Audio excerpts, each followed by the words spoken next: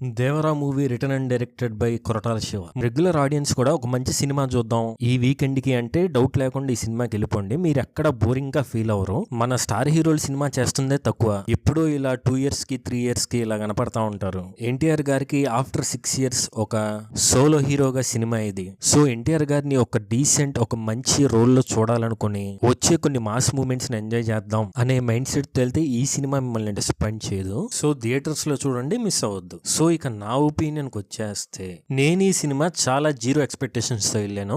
నాకు ట్రైలర్ కూడా అంతగా నచ్చలేదు. అది మీకు చెప్పాను ఆల్రెడీ, వీడియో చూడండి వీలైతే. సో మూవీని చావు దెబ్బ తీసింది ఎవరు? నేనైతే కొరటాల గారనే చెప్తాను. అండ్ మూవీ లవర్స్ కూడా పెద్ద చావు దెబ్బేది. అసలు కొరటాల గారి స్ట్రెంత్ ఏంటి మనకందరికీ తెలుసు. Writing, he's a writer first and after director అయ్యారు. ఆయనే చెప్తారు నాకు లెన్సింగ్ అని ఇవన్నీ తెలియదు, అందుకని చెప్పి నేను టాప్ టెక్నీషియన్స్ ని పెట్టుకుంటాను టెక్నికల్ డిపార్ట్మెంట్ కి. ఓకే, రైటింగ్ మీరు స్ట్రెంత్ అని చెప్పుకునే మీరు కూడా రైటింగ్ నే ఎర్ర సముద్రంలో గలిపేశారు. ఫియర్ ఫియర్ ఫియర్, భయం చూపిస్తా సినిమాలో, భయానికి డెఫినేషన్ చూపిస్తాను, భయం చుట్టూ మంచి మెసేజ్ ఉంటది అంటున్నారు. బట్ సినిమా చూశాక మీ నెక్స్ట్ సినిమా చూడాలంటే మాకు భయంగా ఉంది. ఆ లెవెల్లో బ్లాండ్ స్క్రీన్ ప్లేతో, బోరింగ్ స్క్రీన్ ప్లేతో భయం పుట్టించారు. ఇది మీకు చాలా అంబిషియస్ ఐడియా అన్నారు. నాకైతే ఇది చాలా నార్మల్ ఐడియా. మనం ఎప్పుడో 60s 70s నుంచి చూస్తున్న సినిమాలు, ఇప్పటి వరకు చూస్తున్న సినిమాలు అన్నిటికీ ఉండే ఐడియా అనేది. సినిమా క్లైమాక్స్ కూడా చాలా ఈజీగా ప్రిడిక్ట్ చేసేస్తారు చిన్న పిల్లలు కూడా. కోస్టల్ ల్యాండ్స్ లో ఉండే పైరేట్ స్మగ్లింగ్ అని, ఆయుధ పూజ అని, దేవుళ్ళు లేని చోట ఆయుధాలని పూజించే ఒక జనాలు ఉన్నారని, ఒక మంచి ఫోక్ టైల్ కావాల్సిన ఐడియాస్ ఉంది. But execution is very poor. And మీరు ఈ సినిమాలో డ్రామా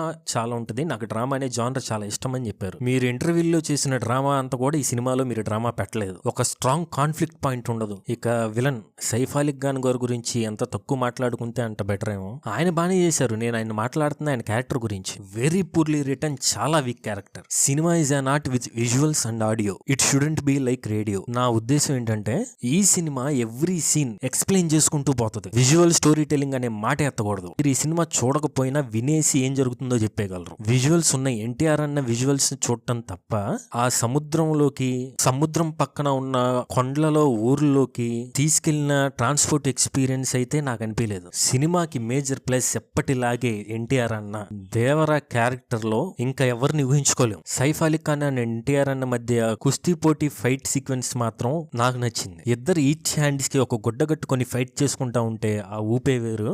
ఆయుధ పూజ సాంగ్ లో ఆయన screen present and dance amazing అంతే. అండ్ ఒక పెళ్లిలో ఒక ఫైర్ దగ్గర ఆయన వేసే డాన్స్, ఆ దేవరా క్యారెక్టర్ ఒక సోల్ ఇచ్చారు ఆయన. అండ్ సినిమాలో ఇంకో ప్లస్ పాయింట్స్ ఉన్నాయి. దావూదీ సాంగ్ లేకపోవడం, అండ్ జాన్వీ కపూర్ గారి లాంగ్ టేక్ డైలాగ్ సీక్వెన్స్ అని ఉందని చెప్పారు. అది లేకపోవడం కూడా సినిమాకి చాలా ప్లస్ అయింది. ఆచార్య తర్వాత కొరటాల గారు ఒక మంచి సినిమా తీద్దాం అనుకోలేదేమో. ఆచార్య కన్నా బ్యాడ్ సినిమా తీయకుండా ఉంటే చాలు అనుకున్నారేమో. ఆ విషయంలో మాత్రం సక్సెస్ అయ్యారులేండి. బట్ ఎన్టీఆర్ అన్న కోసం కళ్ళు మూసుకొని సినిమాకి వెళ్ళిపోవచ్చు. So watch it in theatres. And మా హానెస్ట్ ఒపీనియన్ కోసం సబ్స్క్రైబ్ చేయండి.